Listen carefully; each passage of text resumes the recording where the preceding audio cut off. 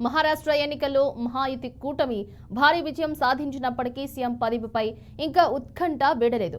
ముఖ్యమంత్రి ఎవరనే దానిపై ఈ రోజు నిర్ణయం తీసుకునే అవకాశం ఉంది. అయితే దేవేంద్ర ఫడ్నవీస్ ను మహారాష్ట్ర కొత్త ముఖ్యమంత్రిగా చూడాలని బీజేపీ రాష్ట్రీయ స్వయం సేవక్ సంఘ్ తమ కోరికను వ్యక్తం చేశాయి. మరోవైపు శివసేన అధ్యక్షుడు ఏక్నాథ్ షిండే కూడా ముఖ్యమంత్రి రేసులో ఉన్నారు. ఇదిలా ఉంటే మహాయుతిలో సీఎం పదవికి సంబంధించి పెద్ద ఎత్తున వార్తలు వస్తున్నాయి. అందుతున్న సమాచారం ప్రకారం దేవేంద్ర ఫడ్నవీస్ ను సీఎం చేసేందుకు అజిత్ పవార్ వర్గానికి చెందిన ఎన్సీపీ అంగీకరించింది.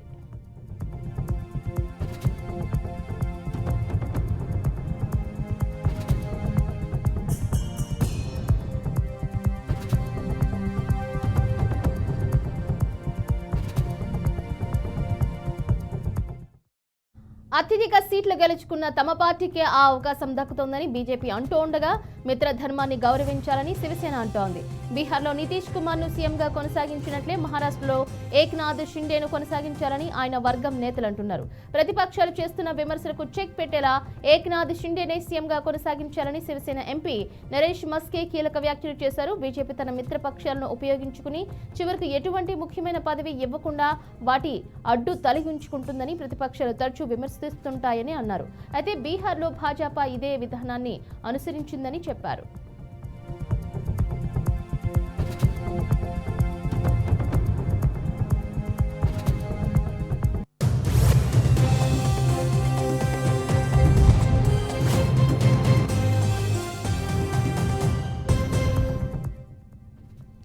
పదవి విషయమై మహాయుతి కూటమి పార్టీలో చర్చలు జరుగుతున్నాయి. సీఎం రేసులో ఉన్న బీజేపీ నేత దేవేంద్ర ఫడ్నవీస్ కు ఎన్సీపీ చీఫ్ అజిత్ పవార్ మద్దతిస్తున్నట్లు సంబంధిత వర్గాలు వెల్లడించాయి. అయితే మహారాష్ట్ర ముఖ్యమంత్రి ఎవరనే దానిపై భాగస్వామ్య పార్టీలు చర్చించి నిర్ణయం తీసుకుంటాయని అజిత్ పవార్ అన్నారు. అసెంబ్లీలో ఎన్సీపీ నేతగా నన్ను ఎమ్మెల్యేలు ఎన్నుకున్నారు.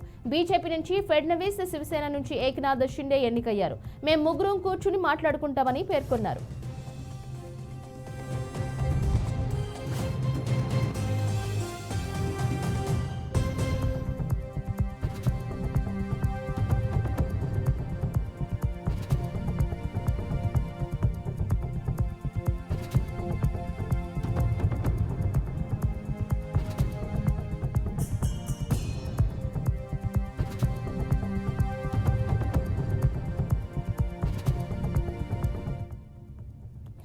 ఏక్నాథ్ షిండే సీఎం కావడం వల్ల బీఎంసీ ఎన్నికల్లోనూ ఇతర మున్సిపల్ ఎన్నికల్లోనూ లాభదాయకంగా ఉంటుందని షిండే క్యాంపు అభిప్రాయపడింది.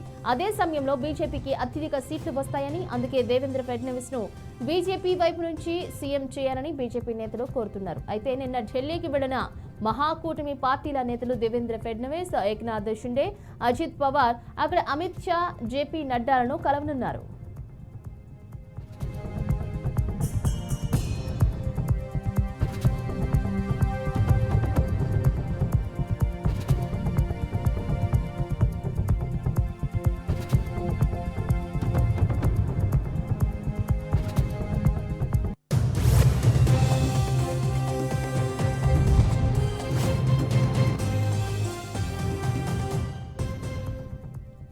ఈ క్రమంలో మహారాష్ట్రలో ఒక సీఎం, ఇద్దరు డిప్యూటీ సీఎంల ఫార్ములా మళ్లీ రిపీట్ కావచ్చని విశ్వసనీయ వర్గాల సమాచారం. దేవేంద్ర ఫడ్నవీస్ ముఖ్యమంత్రి కావడం దాదాపు ఖాయం.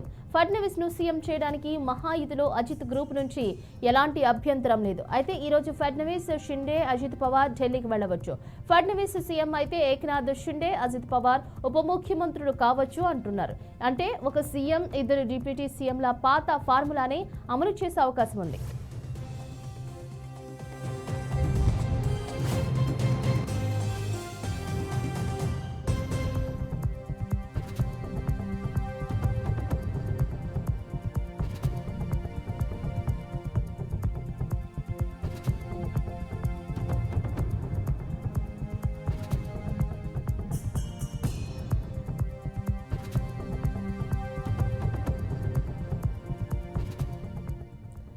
ఏక్నాథ్ షిండేకు డిప్యూటీ సీఎం, పట్టణాభివృద్ధి శాఖ మంత్రి వంటి భారీ పోర్ట్ఫోలియో ఇవ్వవచ్చని విశ్వసనీయ వర్గాల సమాచారం. అలాగే ఆయన పార్టీ కోటాలో 10 నుంచి 12 మందికి మంత్రి పదవులు రావచ్చు.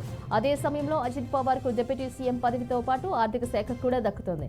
దీంతో పాటు దాదాపు 10 మంత్రి పదవులు కూడా ఆయన పార్టీ ఖాతాలోకి చేరే ఛాన్స్ ఉన్నాయి.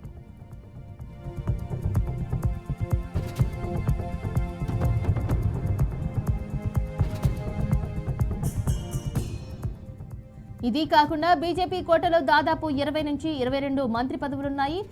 అయితే సీఎం షిండే లాడ్లీ బ్రాహ్మణ పథకం తీసుకొచ్చి 2.5 ఏళ్లు పని చేశారని, కాబట్టి మొదట్లో ఆయనకు మరోసారి సీఎం పదవి దక్కాలని షిండే శివసేన కోరుతోంది.